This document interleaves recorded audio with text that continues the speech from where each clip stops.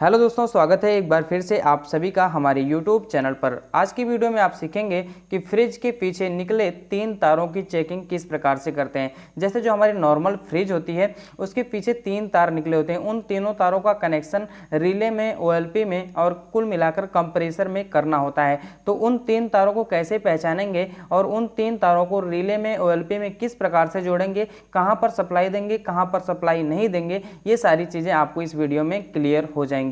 तो सबसे पहले मैं फ्रिज की वायरिंग बता देता हूं कि फ्रिज की वायरिंग किस प्रकार से की जाती है। उसके बाद 3 तार वो कौन से तार होते हैं जो फ्रिज के पीछे निकले होते हैं। तो सबसे पहले मैं वायरिंग सिखा देता हूं। यहाँ पर देखिए फ्रिज में कौन कौन से इलेक्ट्रिक कंपोनेंट लगते हैं, सबसे पहले उसके बारे में जान लेते हैं। तो यहाँ पर एक थर्मोस्टेट लगता है जो कूलिंग को कंट्रोल करने का काम करता है। यह फ्रिज के आगे वाले भाग में होता है, मतलब कि जब हम फ्रिज का दरवाजा खोलते हैं तो वहाँ पर एक स्विच दिखाई देगी, वही स्विच हमारी थर्मोस्टेट स्विच होती है। इसके बाद हमारा होता है डोर स्विच। डोर स्विच क्या होता है, जब हम दरवाजे को खोलते हैं तो बल्ब ऑटोमेटिक जल जाता है। बल्ब ऑटोमेटिक इसी स्विच की वजह से जलता है। जब ये स्विच की नोब बाहर आती है तो ये इस पॉइंट टच होता है और यहाँ से वायरिंग हुई रहती है, तो ये हमारा बल्ब जल जाता है। तो जब भी हम फ्रिज के दरवाजे को बंद करते हैं तो हमारा बल्ब बंद हो जाता है।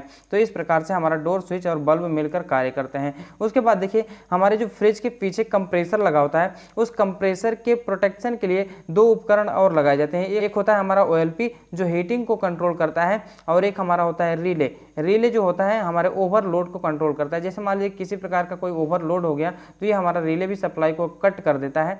और जो हमारा थर्मोस्टेट होता है, जैसे हमारे एवापोरेटर पर ज़्यादा कूलिंग जब हो जाती है तो हमारा थर्मोस्टेट कट करता है। मतलब कि तीनों चीज़ें जो होती हैं प्रोटेक्शन के पर्पज से लगाई गई हैं, एक थर्मोस्टेट, एक OLP और यहाँ पर एक रिले।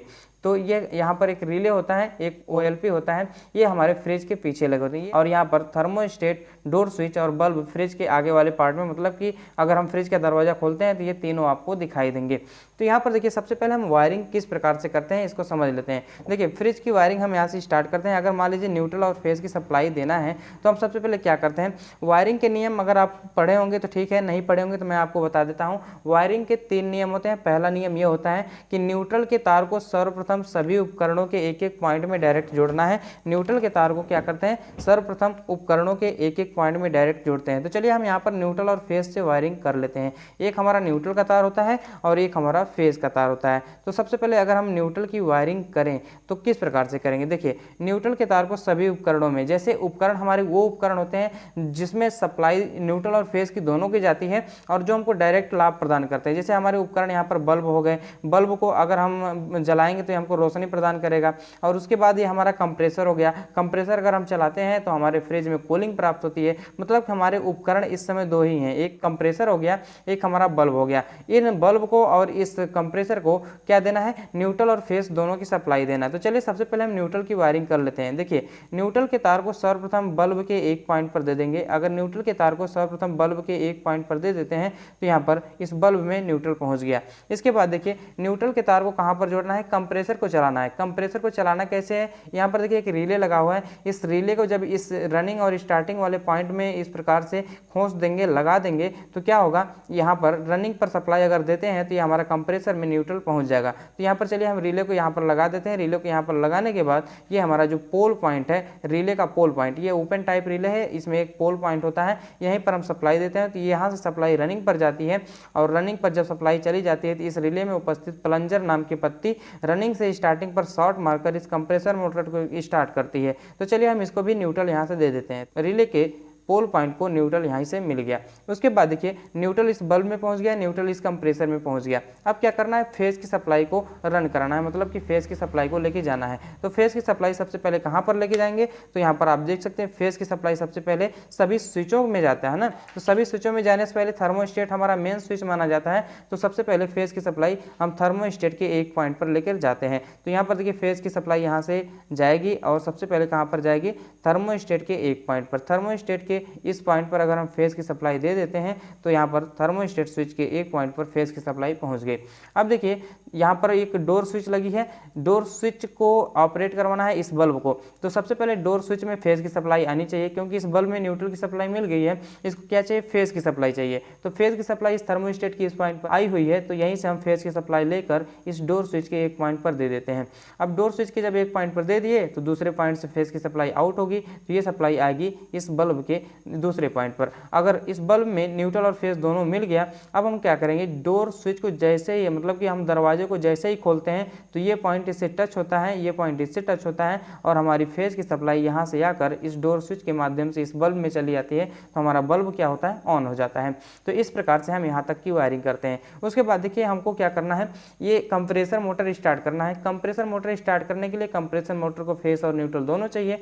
अभी तक देखिए इस रिले के माध्यम से कंप्रेसर मोटर को सिर्फ न्यूट्रल मिल रहा है, इसको फेस की सप्लाई चाहिए। फेस की सप्लाई देने के लिए हम क्या करेंगे, यहाँ पर देखिए थर्मोस्टेट लगा हुआ है। थर्मोस्टेट क्या करता है, कूलिंग को भी कंट्रोल करने का काम करता है, और साथ ही साथ इसको ऑफ करके कंप्रेसर मोटर को बंद भी किया जा सकता है। तो यह एक प्रकार की स्विच है। इस स्विच के एक पॉइंट पर फेस की सप्लाई पहुंच गई है, दूसरे पॉइंट से क्या करेंगे, फेस की सप्लाई को आउट करेंगे और इस सप्लाई को कहां पर लेके जाएंगे, इस OLP के एक पॉइंट पर, ओवरलोड प्रोटेक्टर के एक पॉइंट पर लेके जाएंगे। ये OLP क्या करता है, OLP हीटिंग को कंट्रोल करता है। इस कंप्रेसर में अगर कोई हीट होता है तो ये हमारा कंप्रेसर इसको हीट देगा, तो ये हीट क्या करेगी, सेंस कर लेगी OLP और सप्लाई को कट कर देगी, तो हमारा कंप्रेसर मोटर बंद हो जाएगा और जलने से बच जाएगा। यहाँ पर देखिए OLP के एक पॉइंट पर फेस की सप्लाई आ चुकी है, OLP के दूसरे पॉइंट से फेस की सप्लाई जाएगी, तो ये सप्लाई कहाँ पर चली जाएगी, इस कॉमन वाले पॉइंट पर। मतलब कि इस OLP में एक तार लगा होता है, इस तार को हम थिम्बल के सहारे से इस कॉमन वाले पॉइंट पर लगा देते हैं। तो इस प्रकार से हमारी फ्रिज की वायरिंग कंप्लीट हो जाती है।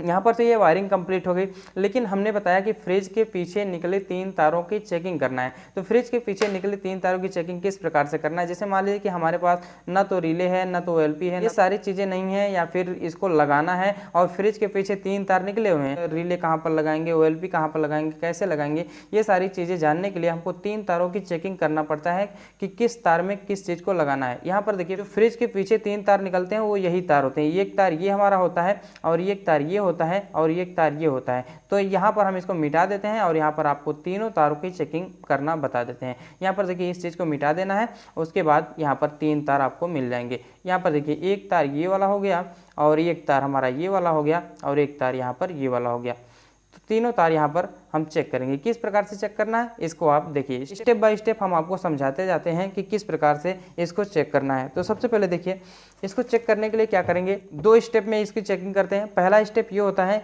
कि हम क्या करेंगे, फ्रिज के दरवाजे को बंद कर देंगे। फ्रिज का दरवाज़ा बंद रहेगा, मतलब कि ये डोर स्विच हमारी क्या रहेगी, ऑफ रहेगी, और हमारा थर्मोस्टेट क्या रहेगा, ऑन रहेगा। थर्मोस्टेट ऑन रहेगा और फ्रिज का दरवाज़ा बंद रहेगा। तो यहाँ पर हम लिख देते हैं फ्रिज का दरवाज़ा बंद और थर्मोस्टेट हमारा ऑन। इस कंडीशन में क्या होगा, जब थर्मोस्टेट हमारा ऑन होगा, फ्रिज का दरवाज़ा बंद होगा। जब फ्रिज का दरवाज़ा बंद रहेगा तो हमारा बल्ब भी बंद रहेगा। क्यों, क्योंकि ये नोब दब जाती है, नोब दबने की वजह से ये पॉइंट यहाँ से हट जाता है, हटने की वजह से क्या होता है, यहाँ से सप्लाई यहाँ तक नहीं आ सकती, इसलिए हमारा बल्ब वाला पॉइंट, मतलब कि बल्ब हमारा बंद रहेगा। अब यहाँ पर हम 3 तारों की चेकिंग करते हैं। 3 तारों की चेकिंग करने के लिए हम सीरीज बल्ब का प्रयोग करेंगे। ये सीरीज का बल्ब लगाएंगे। सीरीज के बल्ब को अगर हम यहाँ से न्यूट्रल और यहाँ से अगर फेस दे दें तो ये हमारा सीरीज का बल्ब जलने लगता है। लेकिन हमको क्या करना है, इस 3 तारों की चेकिंग करना है। 3 तारों की चेकिंग करने के लिए हम इसी को सीरीज बना लेंगे, मतलब यही दोनों तार हमारे सीरीज के हो गए। अब हम क्या करेंगे, यहाँ पर क्या करेंगे, किसी एक तार पर हम सीरीज का एक तार लगा लेते हैं। देखिए किसी एक तार पर हम सीरीज का एक तार लगा लिए, उसके बाद क्या करेंगे, इन दोनों तारों को बारी बारी से चेक करेंगे। यहाँ पर देखिए पहले इस तार को चेक कर लेते हैं, उसके बाद इस तार को चेक कर लेंगे। इस कंडीशन में क्या होगा, इस कंडीशन में हमारा थर्मोस्टेट तो ऑन है। जब थर्मोस्टेट ऑन है तो यहाँ पर जब हम इस तार पर लगाएंगे सप्लाई, मतलब सीरीज का एक तार लगाएंगे, तो ये सप्लाई यहाँ से जाते हुए थर्मोस्टेट से होते हुए इस तार से होकर निकल आएगी। देखिए इस तार से होकर निकल आएगी, मतलब कि इन दोनों तारों पर हमारा सीरीज का बल्ब जलना चाहिए। अगर इन दोनों तारों पर सीरीज का बल्ब जल रहा है तो हमारा इन दोनों पॉइंटों को छोड़कर, मतलब इन दोनों तारों को छोड़कर बचा हुआ तीसरा तार किसका होगा, बल्ब का होगा। तो यहाँ पर ये चीज़ क्लियर हो जाता है कि दोनों तार थर्मोस्टेट के होंगे और इन दोनों तारों को छोड़कर बचा हुआ तीसरा तार बल्ब का होगा। तो यहाँ पर एक चीज़ क्लियर हो जाता है कि जो हमारा तीसरा तार होगा वो बल्ब का होगा। अब हम क्या करेंगे, यहाँ पर एक गट्ठी मार लेंगे या फिर यहाँ पर कुछ ऐसा निशान लगा लेंगे ताकि हमको पता चले कि ये हमारा तार बल्ब का है। एक तार हम फाइंड कर लिए कि हमारा बल्ब वाला तार है। अब देखिए दूसरे स्टेप में हम क्या करते हैं, दूसरे स्टेप में हम इस थर्मोस्टेट को ऑफ कर देते हैं। यहाँ पर देखिए थर्मोस्टेट को ऑफ कर देते हैं और उसके बाद ये दरवाजे को खोल देते हैं। दरवाजे को खोलना मतलब कि डोर स्विच को ऑन कर देना। तो यहाँ पर दरवाज़ा खुला रहेगा, तो यहाँ पर हम लिख सकते हैं दरवाज़ा खुला। जब दरवाज़ा खुल जाएगा तो क्या क्या होगा, ये नोब जो होगी आगे चली जाएगी। ये नोब आगे चली जाने की वजह से ये पॉइंट इससे टच हो जाएगा और यहाँ से सप्लाई आना प्रारंभ हो जाएगी और यहाँ तक आएगी। अब हम क्या करेंगे, सीरीज बल्ब फिर लेंगे और सीरीज से क्या करेंगे, एक तार तो हम यहाँ पर फिक्स करेंगे, कहाँ पर, जहाँ पर बल्ब वाला तार है। ये तो हमको क्लियर हो गया कि ये बल्ब वाला तार है। अब हमको पता क्या करना है, अब ये पता करना है कि थर्मोस्टेट का इन पॉइंट कौन सा है और थर्मोस्टेट का आउट पॉइंट कौन सा है। यहाँ पर आप देख सकते हैं थर्मोस्टेट का इन पॉइंट ये होगा, थर्मोस्टेट का आउट पॉइंट होगा, लेकिन फ्रिज के पीछे हमको दिखाई नहीं देगा कि थर्मोस्टेट का इन पॉइंट कौन सा है और थर्मोस्टेट का आउट पॉइंट क्या है।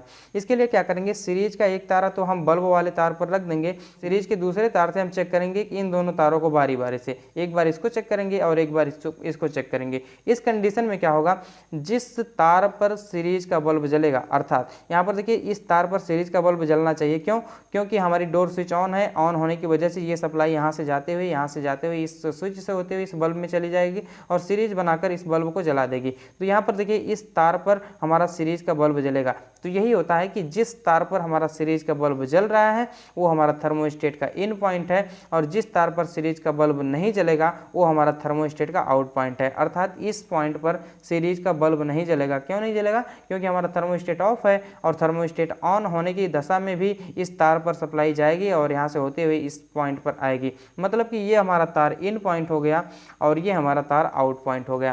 तो यहाँ पर तीनों तार क्लियर हो गए कि तीनों तार कौन से कहाँ पर हैं और किस प्रकार से जुड़ेंगे। तो यहाँ पर आपको समझ में आ गया होगा कि तीन तारों की चेकिंग कैसे करते हैं। अब यहाँ पर देखिए आप समझ गए होंगे तीन तारों की चेकिंग किस प्रकार से की जाती है। तो यहाँ पर हमको पता चल गया ये बल्ब वाला तार है और यहाँ पर एक हमारा आउट वाला पॉइंट है और यहाँ पर एक हमारा इन वाला पॉइंट है। तो आउट वाले पॉइंट में हमको क्या जोड़ना है, OLP जोड़ना है। आउट वाले पॉइंट में OLP जोड़ देना है।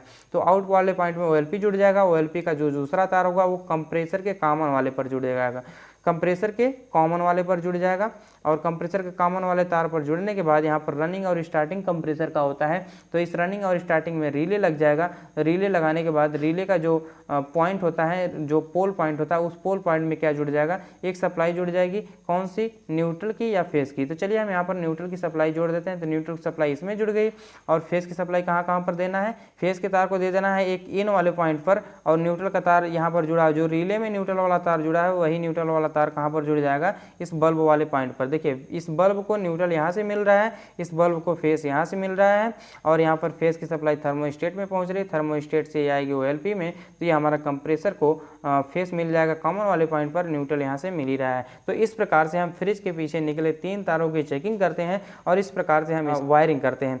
तो अगर इस वीडियो से संबंधित किसी भी प्रकार का कोई सवाल या सुझाव रह जाता है तो कमेंट बॉक्स में कमेंट जरूर कीजिए। चैनल पर नया है तो चैनल को सब्सक्राइब करके बेल आइकन को प्रेस कीजिए ताकि आपको ऐसे ही वीडियो तमाम प्रकार की मिलती रहे।